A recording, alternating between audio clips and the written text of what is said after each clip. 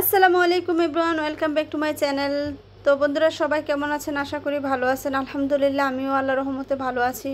তো দরজা খোলার পরে একটার পরে একটা দেখতেছি কবুতর উড়ে যাচ্ছে, অর্থাৎ ওরা এই যে কবুতরের বাসাটা আছে এটার উপরে যে একটা বালতি আর একটা আছে ফলের ক্যারেট, ওইটার মধ্যে বসেছিল।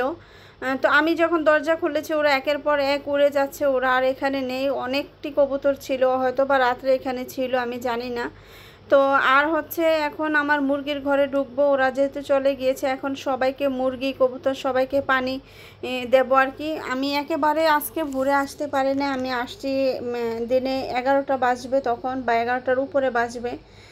তো যাই হোক, এখন এসে ওদেরকে খাবার পানি দেব, সেটা তারপর আমি আবার চলে যাব আর কি ওদেরকে খাবার পানি দিয়ে। তো ওদেরকে খাবার পানি দিয়ে চলে গিয়েছিলাম। বিকেলবেলা হচ্ছে আমি আবারও আসছি। আসার পরে যেহেতু কবুতরের বাসাটার উপরে আরও কবুতর এসে বসে থাকে, ভাবলাম যে এখানে আমি একটা যদি থাকে ওরা যে দেখি রাত্রেবেলাও এসে বসে আছে। তো আমি প্রায় ইফতারে 1টা দিয়ে আমি উঠে আসলাম ছাদের উপরে। তো এসে আমি এটা নামিয়ে দিয়েছি, ওরা থাকার জন্য ব্যবস্থা করব। নামাতেই দেখি যে এখানে আরেকটি ডিম পেড়ে আছে। তো আমি ধরে একটু ডিমটা সাইডে রাখছি, আর এটা ছিল হচ্ছে এই নেটটার উপরে।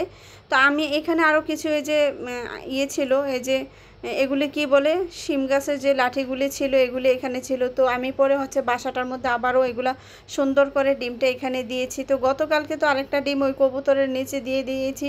তো এটা যেহেতু এখন আজান দিয়ে ফেলবে ইফতারের টাইমে, এখন আমি আর এটা এখানে রাখলাম না, কবুতরের নিচে আছে। এখন যে এক পিস আছে ওইটাই দিয়ে দিলাম।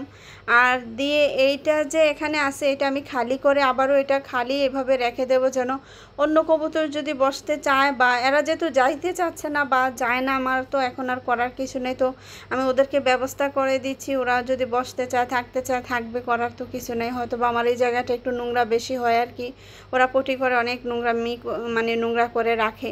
তো যাই হোক, ওদেরকে আমি বাসাটা বানিয়ে ওদেরকে এখানে দিয়ে রাখবো। যেহেতু আমি এখনও সন্ধ্যা টাইমে এসে দেখি ওরা একদম করে বসে আছে, তো ভাবলাম যে ওরা হয়তো বা এখানে থাকবে। তো এই জন্য ওদের ব্যবস্থা করে দিয়ে আমি ইফতারের টাইমে চলে যাচ্ছি আর কি। তো ডিম 2টাই পাড়া হয়েছে, তো আমি আগামী দিন এসে আরেকটা ডিম ওই কবুতর থেকে এনে এখানে আবার বসিয়ে দেব আর কি। তো আজ এ পর্যন্তই দেখলেন। তো ইনশাল্লাহ নেক্সট ভিডিওতে কথা হবে।